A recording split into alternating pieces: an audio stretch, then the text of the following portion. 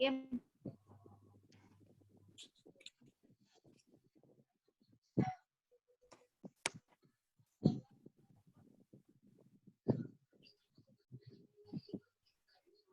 Udah kelihatan belum? Belum, masih muter. Oke. Udah. Udah? Udah. Udah. Baiklah. Bismillahirrahmanirrahim. Saya mulai. Bismillahirrahmanirrahim. Saya mulai. Assalamualaikum warahmatullahi wabarakatuh. Perkenalkan, kami dari Kementerian yang beranggotaan Ruli Khalaqtaini, Adelvianti Putri, dan Nafisa Yustika Amanda dengan judul penelitian yaitu pengaruh penerapan metode blended learning pada mata kuliah gizi terapan terhadap hasil belajar dan keterampilan mahasiswa pendidikan Tata Boga Universitas Negeri Semarang selama pandemi COVID-19. Untuk yang pertama pada bab 1, pada bagian pendahuluan, penelitian ini dilatar belakangi adanya permasalahan dari COVID-19 yang mana masalah ini merupakan sebuah pandemi yang pertama kali terkonfirmasi masuk ke Indonesia pada awal Maret 2020 dengan penyebaran virus yang sangat cepat ke seluruh wilayah Indonesia. Adapun penyebaran itu hingga masih saat ini masih ada terdeteksi. Akibatnya, seluruh sektor pemerintahan mengalami dampak, salah satunya pada bidang pendidikan.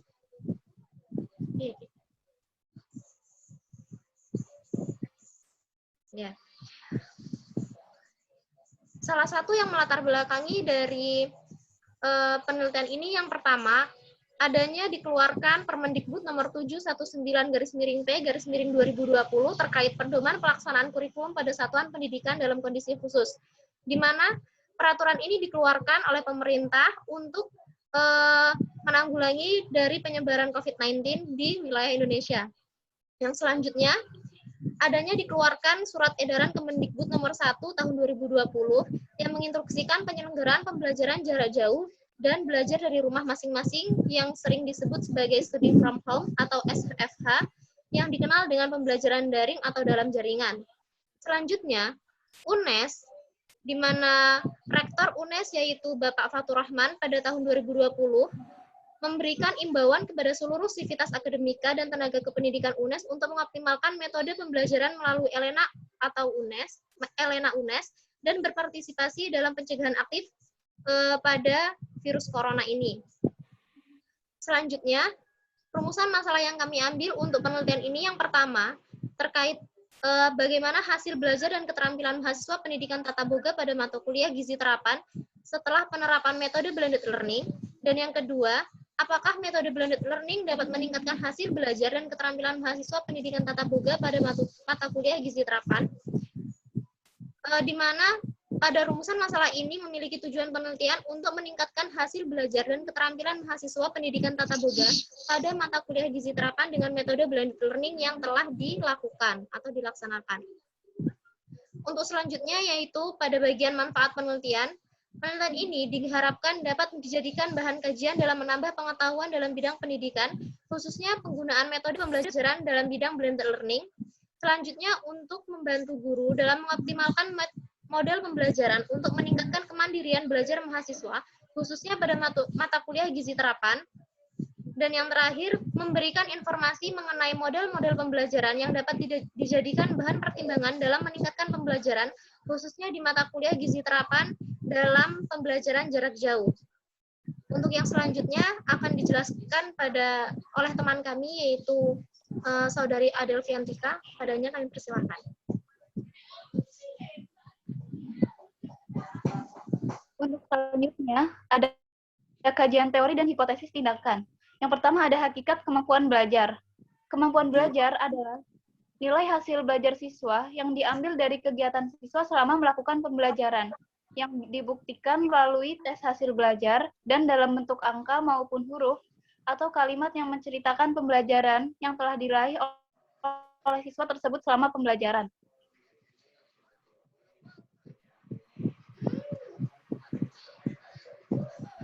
Lanjut. Ada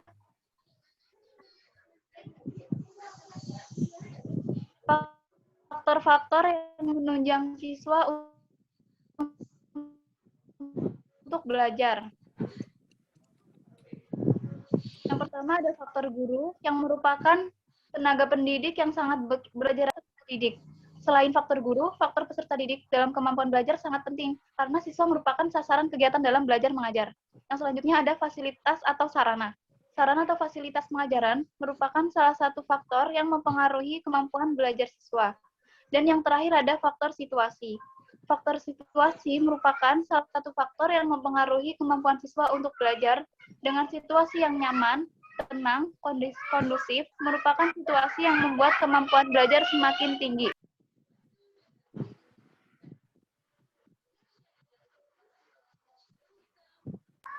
Selanjutnya,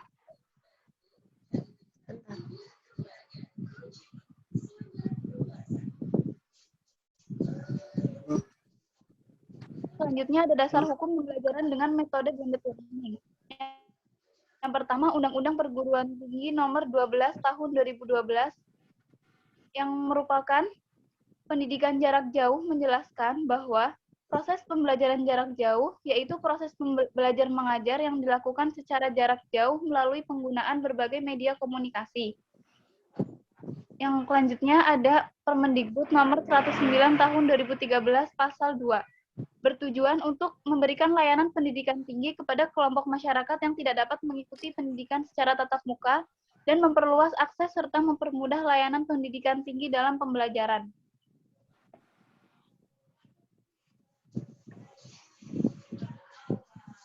Selanjutnya, penerapan pembelajaran dengan metode blended learning masih termasuk ke dalam pembelajaran jarak jauh, yakni pembelajaran dalam jaringan atau daring. Dalam penyelenggaraannya, pembelajaran dengan menggunakan metode blended learning tidak terlepas dari pengaruh kemajuan teknologi saat ini. Hal ini dikarenakan dalam pembelajarannya tidak terjadi kontak secara langsung antara pengajar dengan peserta didik. Proses keduanya dilakukan melalui pemanfaatan teknologi komunikasi dan informasi. Walaupun demikian, pertemuan tatap muka tetap dapat dilakukan dengan frekuensi yang terbatas. Teknologi komunikasi dan informasi yang banyak digunakan dalam pendidikan jarak jauh adalah komputer dan internet. Selanjutnya, ada hipotesis penelitian. Secara statistik, hipotesis dirumuskan sebagai berikut. Tidak ada pengaruh penerapan metode blended learning pada mata kuliah gizi terapan terhadap hasil belajar dan keterampilan mahasiswa pendidikan Tata Boga Universitas Negeri Semarang selama pandemi COVID-19. Kemudian, ada pengaruh penerapan metode blended learning pada mata kuliah gizi terhadap hasil belajar dan keterampilan mahasiswa pendidikan Tata Boga Universitas Negeri Semarang selama pandemi COVID-19.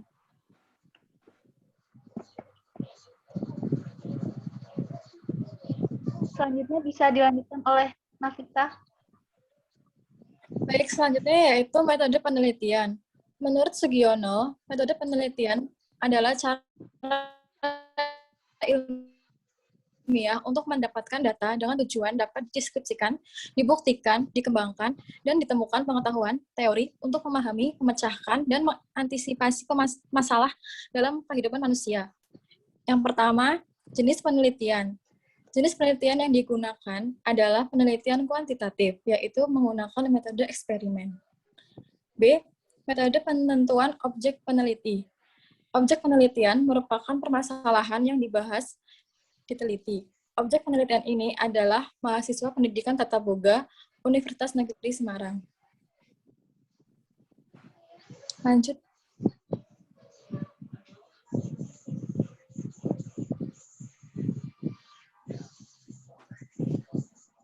Selanjutnya, populasi dan sampel.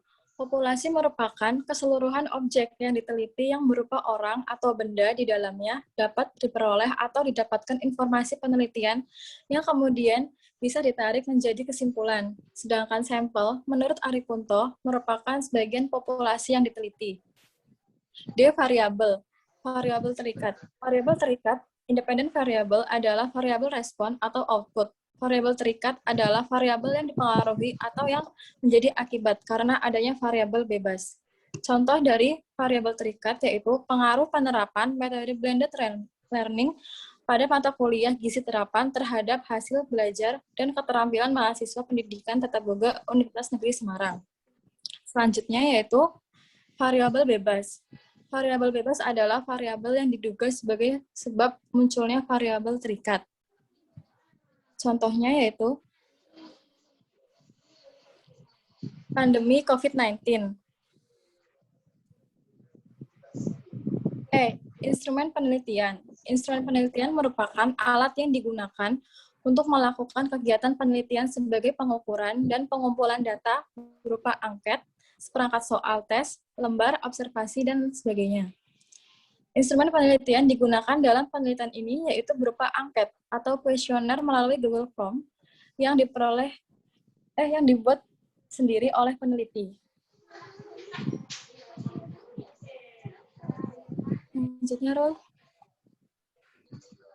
F. Objek penelitian. Objek penelitian adalah menjelaskan tentang apa atau siapa yang menjadi objek penelitian. Objek penelitian yang akan diteliti oleh metode blended learning pada mata kuliah gizi terapan terhadap hasil belajar dan keterampilan mahasiswa pendidikan tata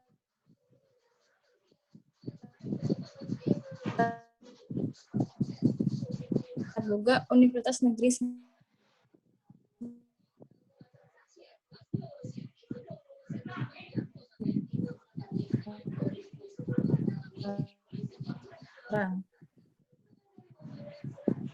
G. Analisis data.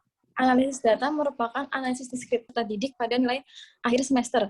Dalam pelaksanaannya, pembelajaran pada mahasiswa pendidikan tata boga angkatan 2019 di Universitas Negeri Semarang.